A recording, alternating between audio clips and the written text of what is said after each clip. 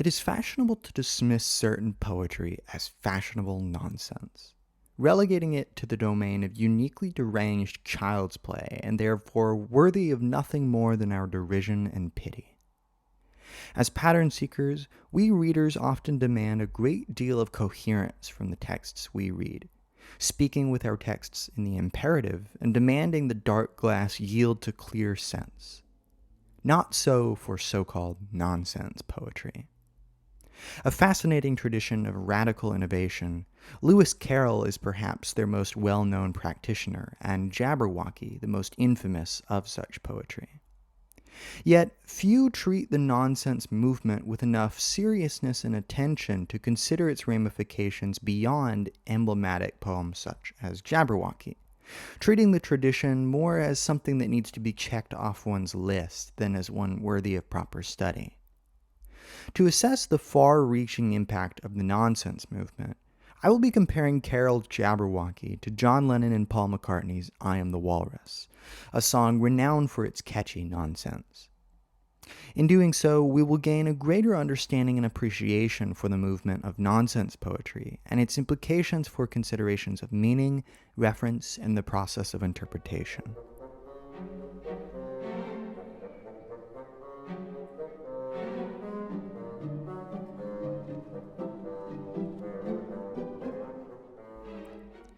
Nonsense poetry impresses insofar as it impresses impressions.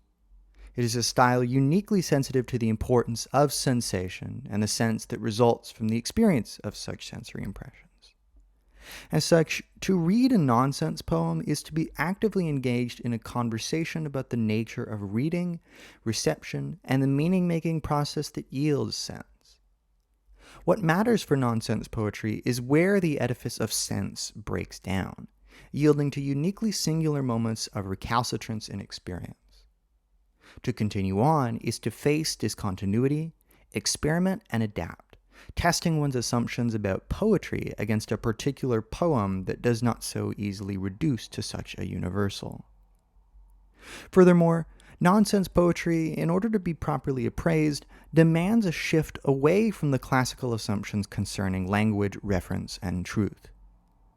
As had long been assumed by philosophers from Greek antiquity onward, language can express truths about the world by representing a state of affairs that the expression refers to. If the representation accords with the state of affairs in the world, it is said to be true insofar as it expresses an extralinguistic truth. Language, on this model, is at best an intermediary, a way for abstract impressions, ideas, and judgments to be formulated in such a way that they can be tried against the firm foundations of an extralinguistic, extra-human world which is unchanging in its truth. Compared against this model, nonsense poetry is nonsense in the most pejorative, disqualifying sense.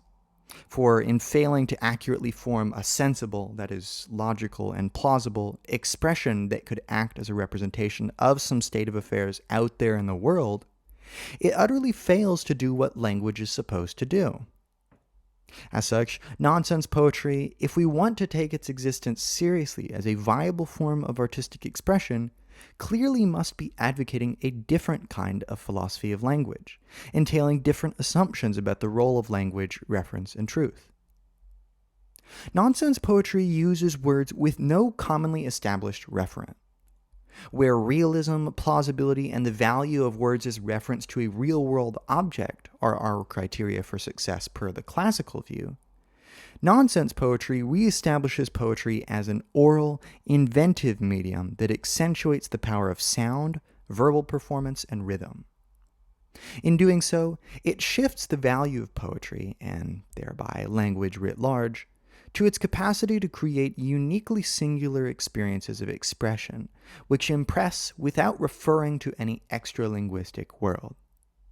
As such, its criteria for success are not to be found outside itself in its ability to faithfully represent a neutral world. Nonsense poetry privileges uniquely, although not necessarily exclusively, human phenomena such as speech, vocal rhythm and performance, creativity, the joy of reading, and the struggle of interpretation in the world that does not yield sense as easily or surely as the classical view would seem to suggest. As should be clear, our analysis of Carroll's Jabberwocky must begin from new presumptions about the role and function of poetic language. Doing so allows us to appreciate the poem for its characteristic evocativeness and inventiveness.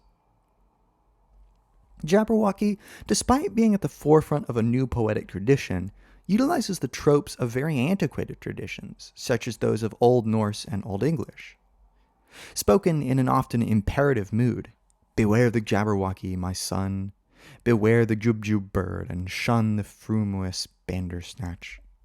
Jabberwocky comes across as if in the notably oral idiom of a telltale or myth, intended to instruct future generations through cautionary tales and the teaching of values. Telling the tale of a myth-like hero and his journey to slay a mythical beast, Jabberwocky builds on the skeleton of a time-worn tradition of similar heroes, such as Sigurd in Old Norse mythology or Siegfried in German mythology. Accompanied by their Vorpal sword, as the Jabberwocky hero does, Gram and Notung, respectively, such heroes are a commonly established archetype symbolizing power, masculine vigor, vitality, virtue, assertiveness, risk, and more. As opponent, the Jabberwock is a parody of the monster trope featured prominently in Old English, Grendel the dragon in Beowulf, Old Norse, Jörmungandr or the world serpent, and Germanic mythology, Fafnir the dragon. The adherence to classical tropes, however, is offset by the sheer linguistic inventiveness of the poem. Neologisms abounding, the poem plays on and is indebted to the stark, percussive, Germanic quality characteristic of Old English alliterative verse, yet infuses it with a characteristically modern inventiveness that works beyond the semantic restrictions of a definite lexicon. The brilliance of Jabberwocky, and thus its instructive value for understanding nonsense poetry, is that sentences are grammatically correct although semantically nonsensical, or in other words, syntactically correct and semantically nonsensical. Verbs function as verbs, adjectives as adjectives, despite the words not being real verbs or adjectives. While nonsense is often thrown around colloquially to mean something incoherent, absurd, or foolish, nonsense poetry specifically attacks sense, that is, semantics.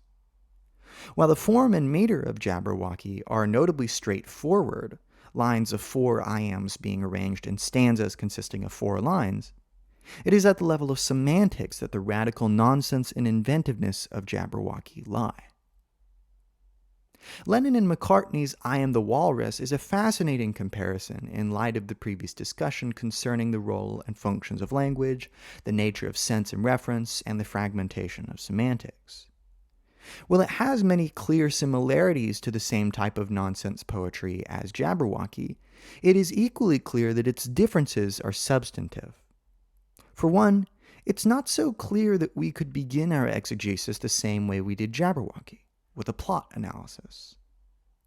While it was fairly easy to say what Jabberwocky was about, or at least the types of entities or archetypes it was about, even if one cannot specify exactly what the Jabberwock is, for example, I Am the Walrus floats on a much more overtly absurd cloud, the poem being a loosely structured veneer of signifiers with a tenuous, seemingly disconnected, and often ungrammatical structure. Speaking abstractly, we might say that whereas Jabberwocky more overtly plays with the singular gimmick of nonsense qua non-semantic, I Am the Walrus loosely explores through verbal association the implications and limitations of the ethos of nonsense, not solely as an aesthetic movement, but a historical, political, and cultural movement more broadly. Unfettered by any singular subject matter, I Am the Walrus floats between vignettes of opaque subject matter with tactile but unclear implications. Certainly, we can detect traces of relevant subject matter, such as police brutality and state suppression of popular dissent, in the following lines. Mr. City Policeman sitting pretty, little policemen in a row, see how they fly like Lucy in the sky, see how they run.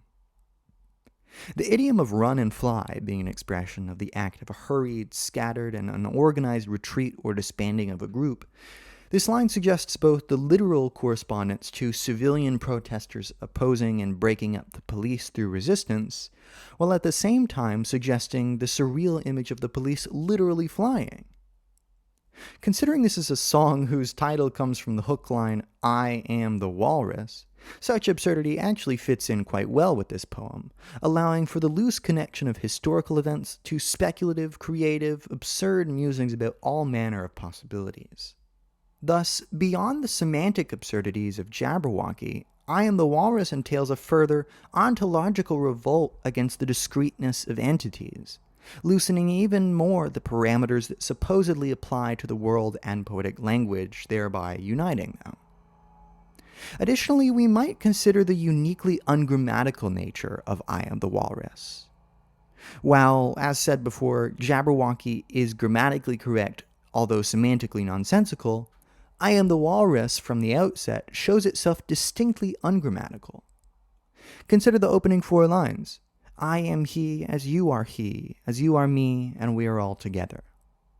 Altogether indeed, the we of this sentence might as well be the community of listeners or readers as the very pronouns of the English language.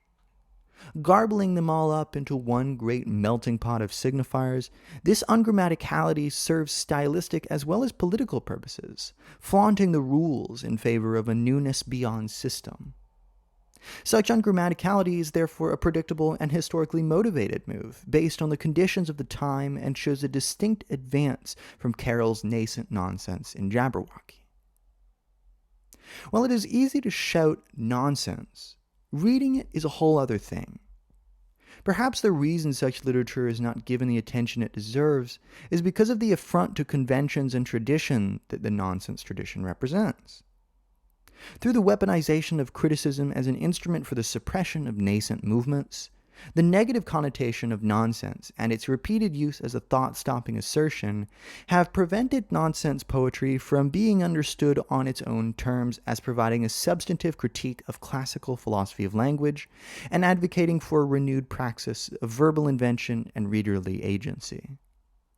In the course of this comparative study, we have sketched out some of the internal diversity among nonsense poetry as a movement, discussing its philosophical foundations, as well as providing exegesis to show the varying implementations of nonsense. Doing so should hopefully provide the reader with a clearer grasp of nonsense poetry as a distinct approach to poetic language and creation that yields joyful, oft ambiguous, and almost always titillating results.